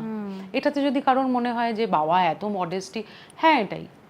আমি ইন্দ্রদীপ দাশগুপ্তর কাছে টাকা চাইতে পারবো না, অনুপম দার কাছে, জয়দার কাছে, বিক্রমদার কাছে, দেবুদার কাছে, অনিন্দদার কাছে। অনিন্দদা তো তুই কেন টাকা চাস না, তুমি যা দেবে আমি তাই নেবো। অনিন্দদা আমাকে টাকা দিক না দিক টাপাটিনি দিয়েছে ভাই, অ্যাবসলিউটলি। তো টাপাটিনিটা গিয়ে আমি শোতে গিয়ে তো ভগবানের আশীর্বাদে করে খাচ্ছি, তো আমি পারবো না ওনার কাছে। মানে ওনারা যেমন আমি বিশ্বাস করেন, সেই বিশ্বাসটা আমারও ওনাদের উপর আছে যে আমি জানি যে ভাই আমার ব্যাংক অ্যাকাউন্টে টাকাটা ঢুকবে।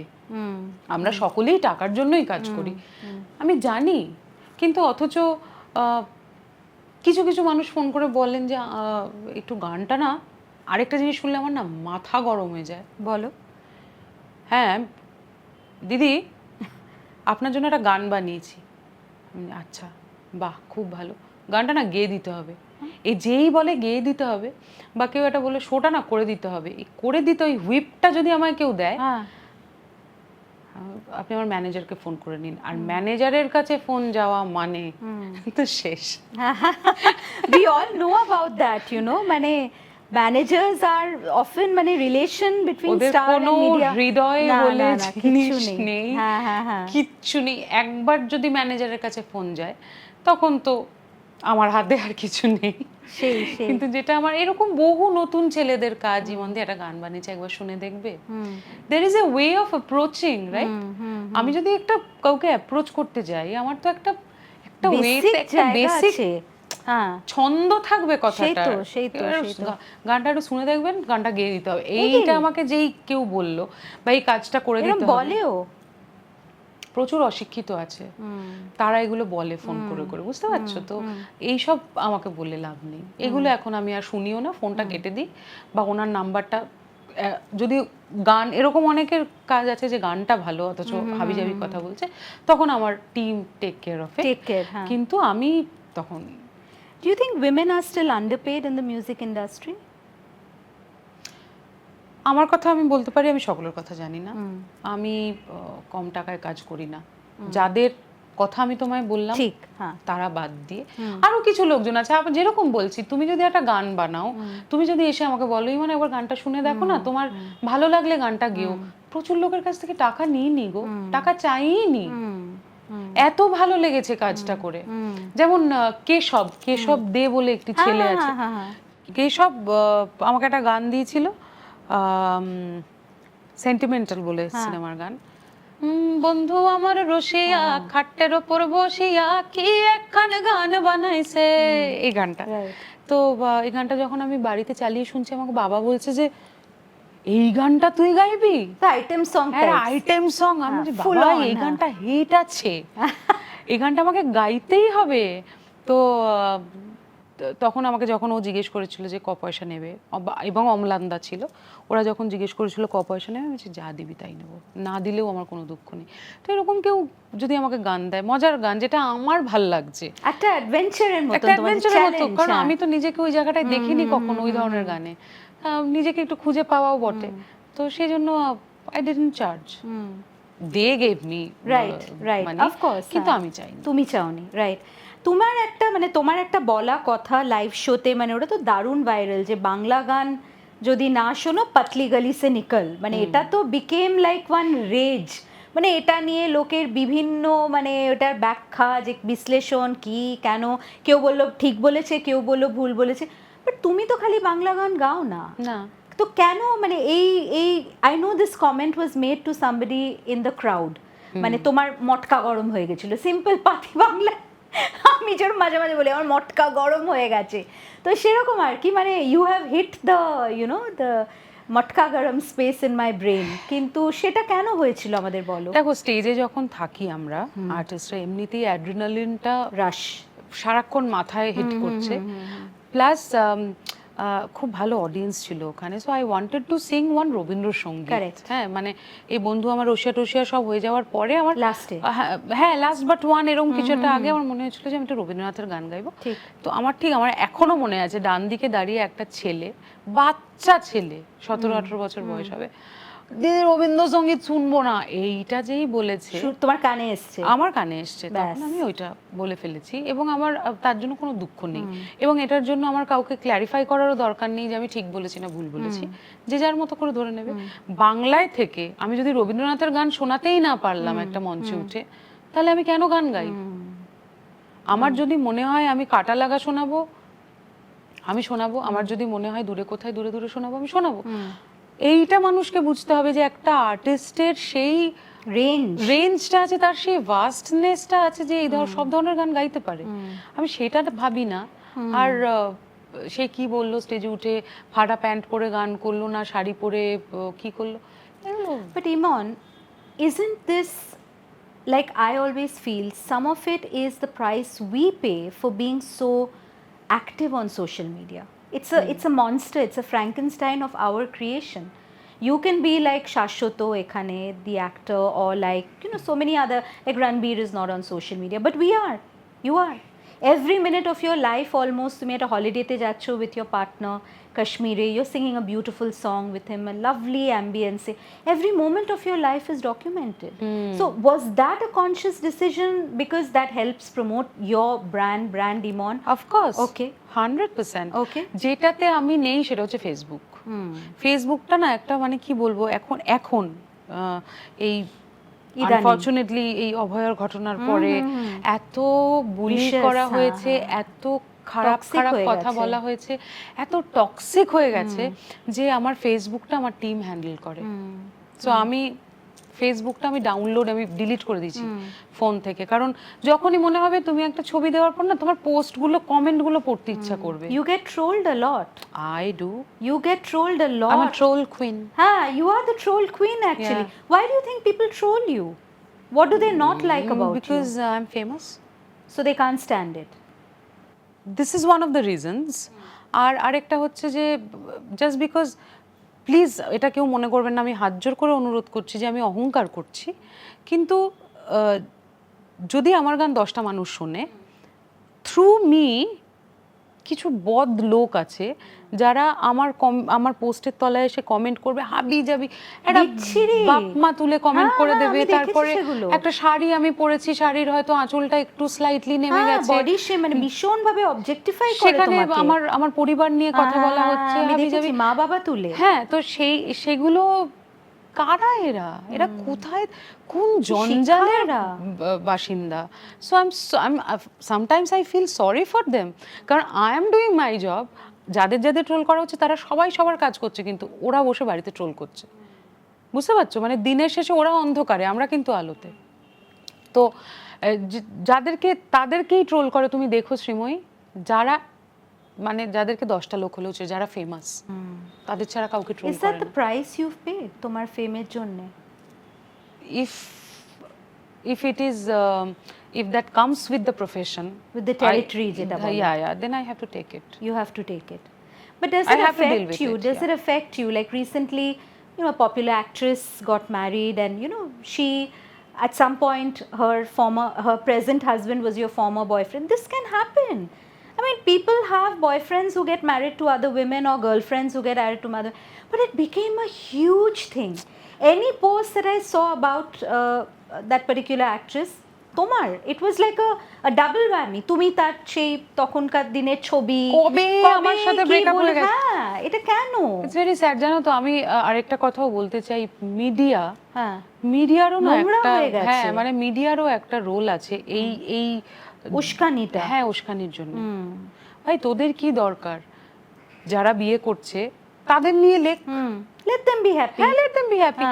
কার ওই মহিলার কার আগে তার সঙ্গে সম্পর্ক ছিল, ওই পুরুষের কার সঙ্গে সম্পর্ক ছিল, আর ওই পুরুষের সব গার্লফ্রেন্ডরা ফেমাস, ছোট ছিল, যাবে ছোট বড়। আরে ভাই আমার যদি ইচ্ছা করে আমি একটা 60 বছর লোককে বিয়ে করব, তোর কি? why this? মানে কাজের কাজ যখন ইমনের একটা গান রিলিজ করবে তখন প্রেস এসে কিন্তু নিজের থেকে একটা কোনো, যেই ইমন একটা বিকিনি পরে সুইমিং পুলে নামবে তখন ওটাকে। এটা কি মেয়েদের ক্ষেত্রে একটু বেশি হয়? Of course, good looking famous women, কি জানি গুড লুকিং ওরা কি দিয়ে লুকসটা ডিফাইন করা হয় সেটাও আমি বুঝি না। আমার তো মনে হয় যে সব থেকে বেশি কনফিডেন্ট এবং অনেস্টির মতো সেক্সিনেস আর নেই। ওটা দি মোস্ট, মানে আমাকে যদি কেউ টার্ন অন করতে পারে কোনো কিছু দিয়ে, দ্যাট ইজ অনেস্টি। তোমার কতলা বাড়ি আছে, কটা মার্সিডিজ আছে, আমার দেখার দরকার নেই। তুমি যদি অনেস্ট হও না, তুমি আমার গুড বুকে ঢুকে গেলে। ইজ দ্যাট ওয়াই তুমি মানে এটা ইমন একটা টক শোতে বলেছিল, আমি একটু চুরি করে প্লেজারিজম করে বলছি, যে ইমন বলেছিল that she had told, I'm quoting you, that you had told your father that if I marry somebody it has to be somebody like Arijit Singh, এবং তুমি সেই একটা শো করতে গিয়ে কি করে অরিজিতের বাড়ির বাইরে দাঁড়িয়েছে। That's a great story. I think you must share that with our audience. আমি জিয়াগঞ্জে like a fan girl, মানে আমি okay I worship him, I worship his music. মানে ও কিভাবে নিজেকে ভেঙেছে, কিভাবে নিজেকে তৈরি করেছে, কোথায় আজকে ও এসে দাঁড়িয়েছে, মানে ওয়ার্ল্ড ওয়াইড 1 নম্বর আর্টিস্ট স্পটিফাইতে, মানে ভাবা যায় সত্যি। যেখানে এড শেরিন 3-এ, ও 1-এ, বাংলার ছেলে, সত্যি তাই, বাঙালি। এই এর চেয়ে আনন্দের আর কি হতে পারে? গৌরবের একটা বিরাট, এটা একটা বিরাট জিনিস, তাই কি না? হ্যাঁ মানে আমি মানে ওই জগন্নাথকেও পুজো করতে করতে একটা প্রেমে পড়ে যায় না মানুষ, হিরো ওয়ার্শিপ মতো। হ্যাঁ, তো ওইরকম আর কি ওর ক্ষেত্রে আমার ওই ভালোবাসাটা, ওই শ্রদ্ধা, ওই প্রেমটা কিন্তু আমার আজীবন এই মানুষটার উপর থাকবে। আর ওকে সামনে থেকে দেখার পরে তো তুমি বলেছিলে, তুমি যখন উনি এলেন স্টুডিওতে, তুমি হাঁ হয়ে বসেছিলে। But how was he as a person? Normal, তোমার আমার মতো। আরে এসেছো, বসো, নিজে ফোনটা দিয়ে ওর ফোন থেকে সেলফি তুললো, আমার ফোন থেকেও না। তারপর আমায় বললো যে তোমার গান আমরা খুব শুনি এখানে, ওরা ফ্যান্টাস্টিক সিঙ্গার ইমন, হ্যানা ত্যানা। তারপরে নিজে তুললো। এবার আমি তখন বললাম যে অরিজিৎ আমি ছবিটা কিভাবে পাবো? আরে আমার নাম্বারটা নাও। তো he gave me his number. আমার ফোনে অরিজিতের নাম্বার আছে। That's a big thing. আর যখনই কোনো গান আমার রিলিজ করে, যেটা আমার মনে হয় যে ওকে পাঠানোর মতো কোনো, তুমি পাঠাও এবং রিপ্লাই করে। How lovely. ইনফ্যাক্ট ইভেন সোনুজি, আমার যখন পাখিদের স্মৃতি রিলিজ করেছিল, তো আমার তখন মনে হয়েছিল যে একবার এটা সোনুজিকে পাঠাবো সাহস করে। উনি শুনে বললেন অসাধারণ গেয়েছো তুমি। তো এরকম মানে সবাইকেই, যারা না, আমি এটা একটা জিনিস দেখেছি শ্রীময়ী, যারা বড় হন তার একটা রিজনের জন্যই বড় হয়। It's there, I think their nature, value system, তাহলে ইউনিভার্স তোমাকে উপরে উঠতে দেবে না। Well that's one way of looking at it. মানে তুমি যদি কাঁচা বাদাম ধরো, কাঁচা বাদাম, বহু লোকের খুব রাগ হয়েছিল কাঁচা বাদাম হিট হওয়াতে। আমি তোমার বসন্ত উৎসবের ডেকে নেচেছিলাম। তাই? হ্যাঁ। তো মানে তখন কি প্যাক শুনতে হয়েছিল নাকি লোকেও নেচেছিল? ওই নিয়েও ট্রোল হয়েছিল। তো আমি তো সেটাই বলছি, তখন তো প্যাক শুনতে হয়েছিল।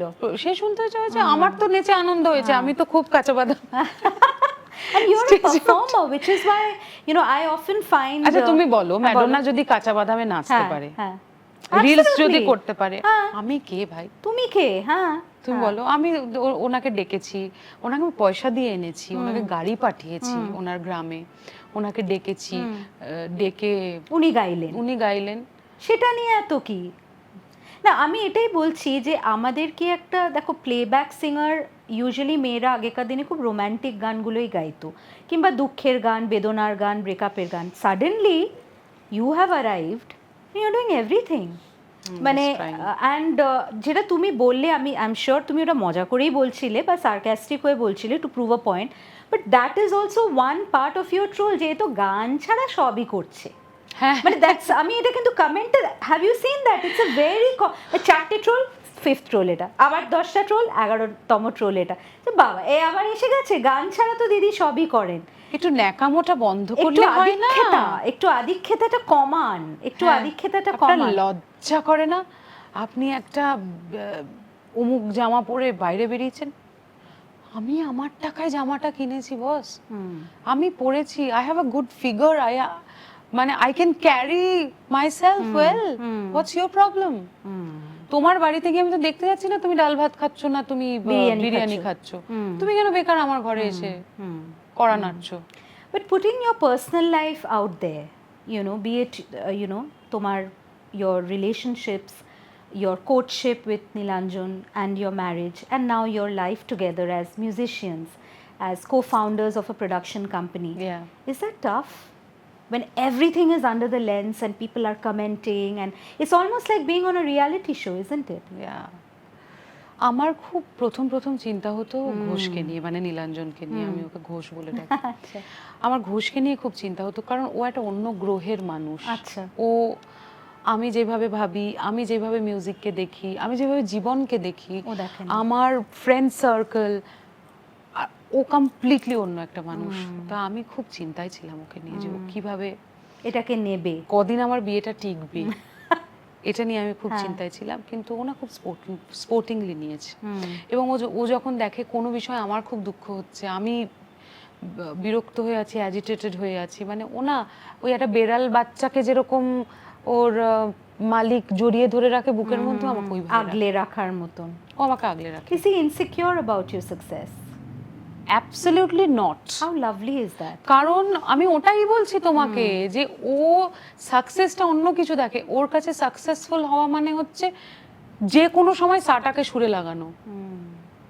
তুমি যদি ওটা করতে পারো তাহলে তুমি সাকসেসফুল, নইলে তুমি কি মার্সিডিজ কিনলে না তুমি রেঞ্জ রোভারে ঘুরছো, ওর কাছে ওগুলো ফ্যাক্টরি করেন কিচ্ছু matter. And do you think you met him at a time in your life when তুমিও ইভলভ করেছো from your past relationships, from your heartbreaks? হ্যাঁ, না হলে আমি নীলাঞ্জনের চুজ করতে পারতে না এরকম মানুষকে। অ্যাবসলিউটলি প্রথম যখন নীলাঞ্জনের সঙ্গে আমি একদিন কফি খেতে গেছিলাম, তখন আমার ওকে দেখে মনে হয়েছিল নো ওয়ে, মানে এত বোরিং লেগেছিল। Was that a date?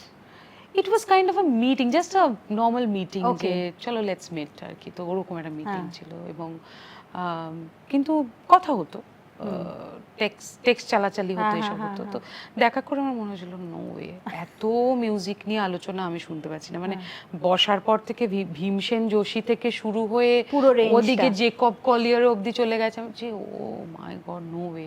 কিন্তু তারপরে যখন আস্তে আস্তে ওর সঙ্গে আমি মিশতে শুরু করলাম, জানতে শুরু করলাম, তখন আমার মনে হলো যে একে হাতছাড়া করা যাবে না একদম। So I propose to him. You did? Yes.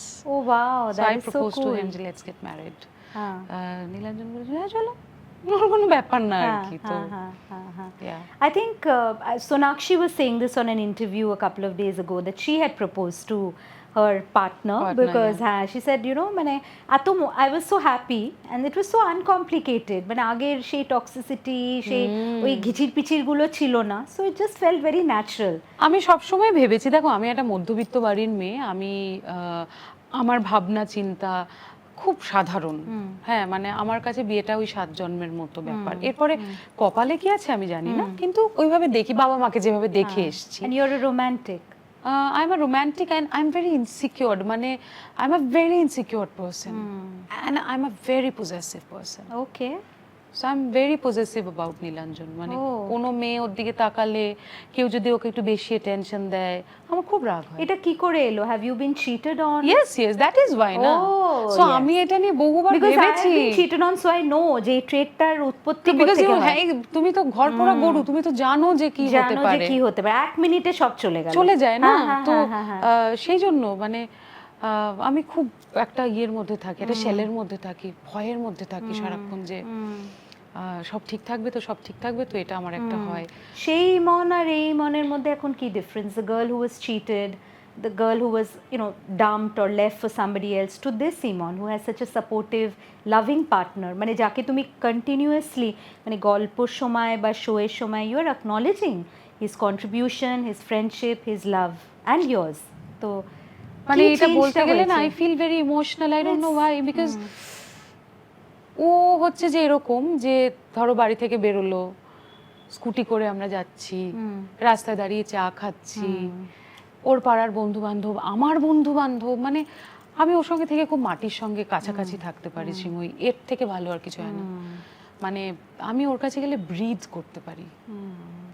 আমি হয়তো 3 বছর বিয়ে হয়েছে তো 3 বছরে 3 বার ঝগড়া হয়েছে, কারণ ও এত ওর না ওর উকিল হওয়া উচিত ছিল। ব্যালেন্স, তুমি ওকে কিছু ক্রস করতে পারবে না। তুমি কেন সিগারেট খাও, কেন খাই সেটার পেছনে এত যুক্তি দেবে যে তোমার একটা সময় পর মনে খাও, মানে তোমার তো ওই লাইফটা আমি দেখেছিলাম ও সিগারেট খাওয়া নিয়ে তুমি একটা মজার বানিয়েছিলে। That was very funny, like a slice you of life. You must come to our studio one day. Yes, I would love to. Love to. মানে ওই ইন্ডিয়ায় একটাই স্টুডিও আছে যেখানে একটা স্টুডিওর মানে অ্যাশট্রেটা একটা বালতি। I'm sure my team is gloating এটা শুনে। ওদের মনে হচ্ছে এরম যদি শ্রীময়ীদি পডকাস্ট স্টুডিও বানায় যেখানে বালতি, ড্রাম সব থাকবে, কারণ আমার পডকাস্ট আমার বাড়িতে শুট করা, and the rule is there is no smoking in this house. ওরা কোনোদিন আসবে না। So exactly, ইমন তোমাকে দেখে so many young girls, আমি এটা বারবার বলবো, they gain a lot of courage and inspiration. The fact that you have also overcome a lot of personal heartbreaks, যেটা নিয়ে তুমি কখনো, like Adele, she converts her heartbreak into music, someone like you, হ্যাঁ মানে she's like, for me যেরকম তুমি অরিজিৎকে worship করো, for me it's Adele, because আমি ভালো লেখা আমার ভালো লাগে, like Joan Baez, মানে এগুলো they are like cult figure for me. তুমি বেলি এলিশ শোনো? আমি ভীষণভাবে শুনি, প্রচন্ড। And she started, or she took to the guitar because of her depression, because she was suicidal, and তুমি দেখবে there's a darkness in her music, she comes from a place of pain. The way she sings also, the way she sings, ওই পেথসটা আছে। আমার গুরুজির কথা বলি, আপ্পাজির একটা খুব গল্প বলতেন যে when she came from Banaras to Kolkata, she had lost her husband. তো তখন উনি একদম বলেছিলেন যে আমি আর গান গাইতে পারবো না, কেননা আমাকে মানে উইদাউট হিম উনি আমার শোয়ে ঠিক করে দিতেন। তখনকার দিন তো ভাবতে পারো, আর ওই মেয়েদের একটা বিরাট মানে ওরকমভাবে মানে ওই বেনারসে ওই একটা তো মানে আমি আর স্টেজে উঠতে পারবো না, আমি আর মানে কি করে আর ঠুমরি গাইবো, ওটা তো একটা সংস অফ প্যাশন। মানে ওটার পর থেকেই মানে ভজনে অনেক বেশি, আপ্পাজির তো ভজন অলসো ইজ সো ফেমাস, তো সেটাই আমি বলছি যে দেখো মানে আর্টিস্টের জীবনে আমার মনে হয় pain is a big catalyst. Absolutely. কিছু তোমার জীবনের একটা ইনসিডেন্ট আমাদের সাথে, if you are comfortable with me and the show to share, something which gave birth to a brilliant composition of years. মানে একটা সময় যেটা তুমি বারবার এই কথাটাও ইউজ করছো, নিজেদের কিভাবে ভেঙেছে। আমি নোটিস করলাম তুমি বেশ অনেকবার বিভিন্ন শিল্পীদের ক্ষেত্রে তুমি এই পার্টিকুলার ফ্রেজটা ইউজ করছো, মানে নিজেকে ভেঙে আবার নিজেকে গঠন করা থ্রু ইয়োর শিল্প। এটা একটা মানে it's a hallmark of an artist. যে শিল্পের মধ্যে আছে, তুমি দুঃখ না পেলে, তুমি পুরো ব্রেক করে না গেলে, ছিটরে না গেলে, হ্যাঁ তুমি না জানতে পারবে না যে ওটা তোমার কত বড় বন্ধু। আমি যেমন প্রচুর বই পড়ি, যখন ওই ডিপ্রেশনটা আমার হচ্ছিল, আই ওয়েন্ট ফর, মানে আমি এটা আগেও বলেছি, মানে আমি এমনও হয়েছে যে আমি নিজেকে শেষ করে দেওয়ার কথা ভেবেছি।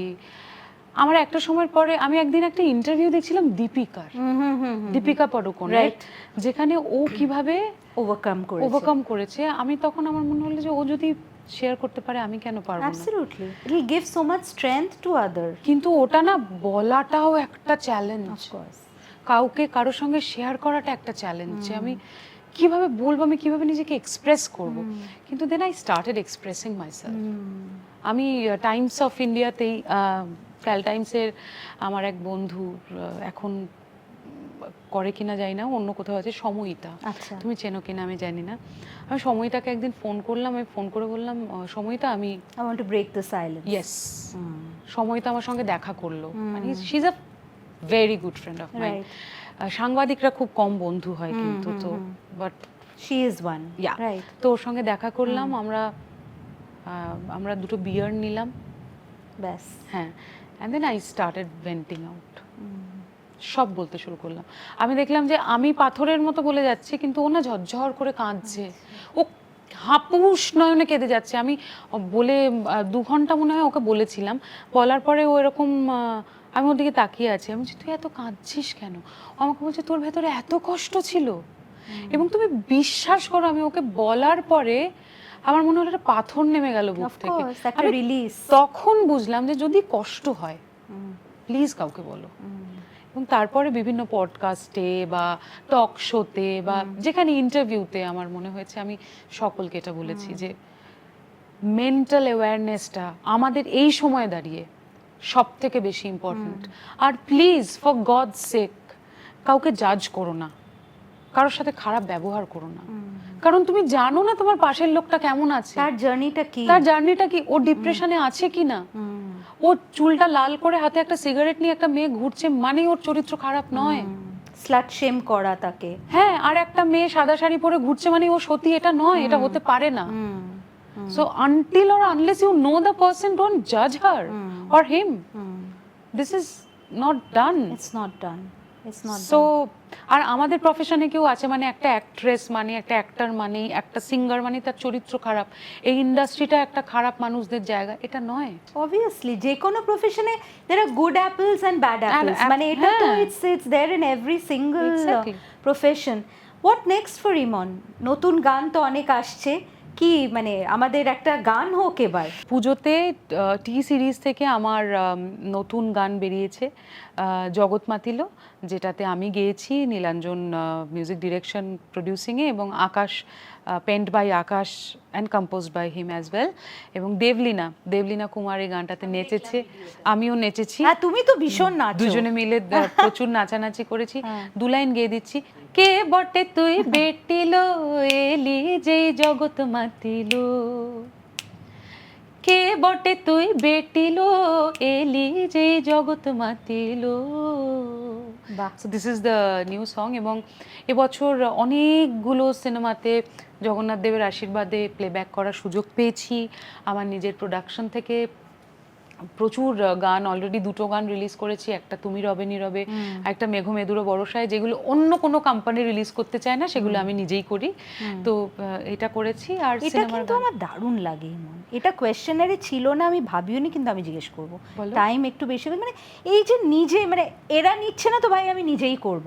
এখন কি সিঙ্গার্স এই জায়গাটা আছে তোমাদের to do this because of YouTube and all? হ্যাঁ হ্যাঁ, এবং আমি এটা লকডাউনের সময় আমার ব্যাংকে 7,000 টাকা ছিল, সবাইকে দিয়ে টিয়ে লোকজনকে দিয়ে বিলিয়ে আমার ব্যাংকে 7,000 টাকা ছিল।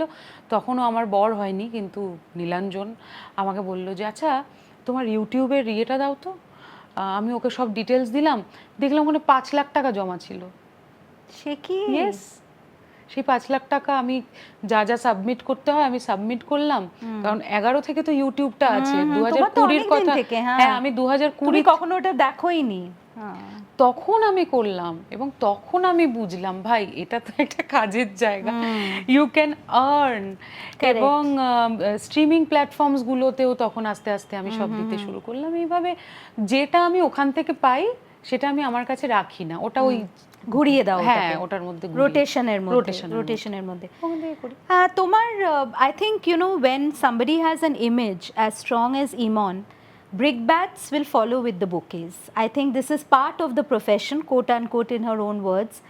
আমার যেটা খুব ভাল লাগে যে তুমি রবীন্দ্রসঙ্গীত দিয়ে আমরা শুরু করেছিলাম তোমার সেই স্ট্রাগলের দিনগুলো, যখন তুমি লিলুয়া থেকে এখানে আসতে, বিভিন্ন লোকের সঙ্গে দেখা করতে, এবং এখন যেভাবে তুমি রবীন্দ্রসঙ্গীত গাও, তুমি যেভাবে রবীন্দ্রসঙ্গীতকে প্রেজেন্ট করো, আমার তো মনে হয় যে you have also reinvented that, you know, the beauty of your videos, the way তুমি মিউজিক্যাল কম্পোজিশনটাকে নিজের বানিয়ে নাও। আই থিঙ্ক মানে অ্যাজ আ বেঙ্গলি উমেন আমার তো মনে হয় এই যে তুমি মেকিং থিংস ইয়োর ওন, রবীন্দ্রনাথও সেটাই করেছিলেন ওই সময় দাঁড়িয়ে, সময়ের থেকে অনেক উনি আগে। তুমি রবে নীরবে, I think it's also very prophetic for the life of an artist. You know, তুমি রবে নীরবে, your work, your voice, your films, your writing, your podcasts এখন, this outlives you. So এটা আমার মার ফেভারিট গান ছিল, সো এটা আমার পার্সোনাল রিকোয়েস্ট যে তুমি if you can end the show. Iman অনেকগুলো খুব বড় কথা খুব মিষ্টি হেসে খুব লিল্টিং ভয়েসে বলে গেল, so many things about standing up for your self, so many things for being confident. আমি জানি যে যখন আমি ফর ইনস্টেন্স দিল্লিতে গেছিলাম, এভরিবডি ওয়াজ ফ্রম ইউনো মানে বম্বে, দিল্লি, আমার তখন না কলকাতাটাকে বলতে লজ্জা লাগতো, বিকজ ওরা ভাবতো মানে এখনও এই পারসেপশনটা খানিকটা আছে, হ্যাঁ ইটস লাইক আ ভিলেজ, হ্যাঁ তোমরা আর কি। সো আমার মানে আমার মনে আছে আমি খুব বলতাম I am a first class first, you know, Jadavpur university থেকে আমার একজন যে যাকে রিপোর্টিং বস ছিল সে বলেছিল, do you think anybody cares? Nobody cares here, তুমি কে first class first gold medal, কাজ শেখো মানে। সো ইউনো মানে আমার মনে হয় coming from that small town, what you have achieved and continue to achieve using social media. I mean, I'm going to put that on the table because I think Iman is a social media sensation, and it's a brand that she cultivates. Yes. You know, she flowers, I mean, she waters the flowers, she nurtures the flowers, she crops the branches sometimes, so that is very important. Iman, to your viewers, jara shunchen, to your fans, amar ma bishon tomar ganer fan chilen, what would you like to say? মানে of course তোমার music তো ওরা ভালোবাসে, but what can they take back from Iman the person? আমি আমার সমস্ত viewers, listeners এবং through Shreemoyee's podcast আমি একটা কথা বলতে চাই যে আপনারা আমাকে যেটা দেখেন এটার মধ্যে কোনো মুখোশ নেই। আমি একদম যেটা বলি আমি মন থেকে বলি, আমি মনের ভেতরের কোনো কথা একটা রেখে সেটাকে পরত পরিয়ে রং লাগিয়ে বলি না, আমি পারি না। What you see is what you get. Yes. So please take me the way I am, accept me the way I am, এবং বিশ্বাস করুন মানে আমাকে ভালোবাসলে, আমার মিউজিককে ভালোবাসলে আপনারা মিথ্যে কিছু ভালোবাসবেন না। That's so beautiful. কোনো ওটার মধ্যে কোনো খাদ নেই। খারাপ গাই, ভালো গাই, যাই গাই না কেন অনেস্টলি করার চেষ্টা করি, এবং প্লিজ আমাকে আমার মতো ভালোবাসবেন, নিজের বাড়ির বোন, কন্যা, যাই ভাববেন না কেন সেটাকে মেনে। এবং আমার বিশ্বাস যে আমার পথটা এখনও অনেকটা চলা বাকি। বকবেন, ঝগড়া করবেন, কিন্তু প্লিজ পাশ ছেড়ে যাবেন না, এটুকু বলতে পারি। এবং আন্টির জন্য অনেক অনেক প্রণাম। Thank you. আন্টি এবং আমার মা দুজনে মিলে একসঙ্গে হয়তো এখন পার্টি করছে কোথাও, ইউ নেভার নো। বাট যেখানেই ওনারা থাকবেন আন্টির আত্মার আমি শান্তি কামনা করি, এটুকু বলতে পারি। আন্টির জন্য 2 line. Thank you so much Emon.